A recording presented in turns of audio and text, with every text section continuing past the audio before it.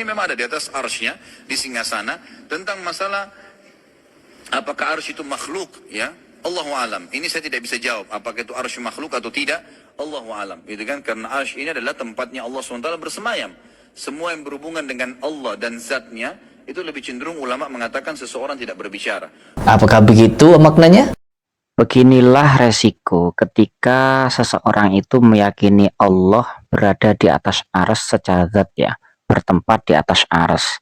Maka akan sulit, ya, memecahkan pertanyaan arsy itu makhluk atau bukan. Karena akalnya akan didikte seperti jawaban Ustadz Khalid tadi.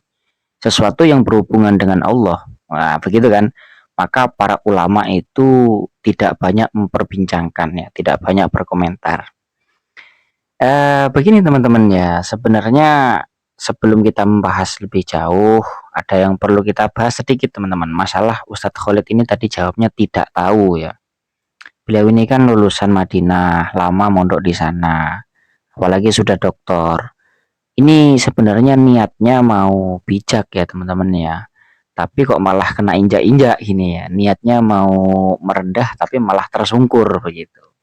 Kenapa? Karena kita mengenal misalnya kalam hikmah Hasanatul Abror Sayyatul Muqarrabin, ya.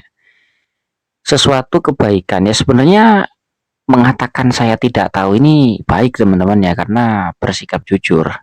Tapi kalau misalnya pertanyaannya remeh seperti ini, arsy itu makhluk atau bukan, dan itu yang ditanyakan adalah sekelas doktor jurusan usuluddin, maka ini ya menjadi pertanyaan besar. Ini sebenarnya akidahnya lurus apa enggak begitu loh. Ini akidahnya pas apa tidak? Karena menjawab seperti ini pun menjawabnya tidak tahu begitu. Ini yang biasa kita kenal dalam kalam hikmah, ya, Hasanatul Abror Sayyatul Muqarrabin. Kayak santri ya boleh-boleh saja misalnya tidak pakai songkok begitu. Tapi kalau kiai ya kurang pantas gitu. Ini namanya Hasanatul Abror Sayyatul Muqarrabin. Orang yang derajatnya lebih tinggi itu akan mendapatkan efek sosial yang lebih kuat teman-temannya. Kemudian pernyataan Ustadz Khalid Basalamah, apakah betul mayoritas ulama itu tidak berkomentar mengenai arsy ini karena arsy adalah sesuatu yang berhubungan dengan Allah? Sebenarnya jawaban seperti ini ya cukup mengagetkan, ya, karena ini banyak sudah dibahas oleh para ulama. Misalnya kita sepilkan dari fatwa yang ditulis oleh Syekh Muhammad Sholeh Al-Munajjid, ya. Di situ ada sebuah pembahasan mengenai pertanyaan-pertanyaan yang terkait arsy, ya. Beliau itu memberikan kutipan jumhuru ahlil ilmi ala annal arsya awalul makhluqat. Nah, ini sebenarnya sudah membantah apa yang disampaikan oleh Ustadz Khalid Basalamah, ya. Dan semoga fiti ini sampai kepada Ustadz Khalid, ya, bahwa arsy itu makhluk. Ini pendapat dari jumhurul ulama, ya. Bukan saya yang mengatakan ini. Jadi kalau misalnya apa yang disampaikan Ustadz Khalid itu jumhurul ulama itu kebanyakan tidak berkomentar, ternyata keliru besar. Ternyata jumhur ahli ilmi, jumhur mayoritas ulama itu mengatakan arsy itu adalah makhluk pertama yang diciptakan oleh Allah Subhanahu wa taala. Kemudian beliau Syekh Muhammad Sholeh Munajjid mengutip dari fatwanya Syekh Ibnu Utsaimin rahimahullah. Ya, ini qala Syekh Ibnu Utsaimin, awwalu ma khalaqallahu minal asya al ma'lumah lana huwal arsyu. Nah, jadi perkara yang pertama kali diciptakan oleh Allah itu adalah arsy. Kemudian teman-teman, di bawahnya itu ada sebuah apa ya, pembahasan juga, ya.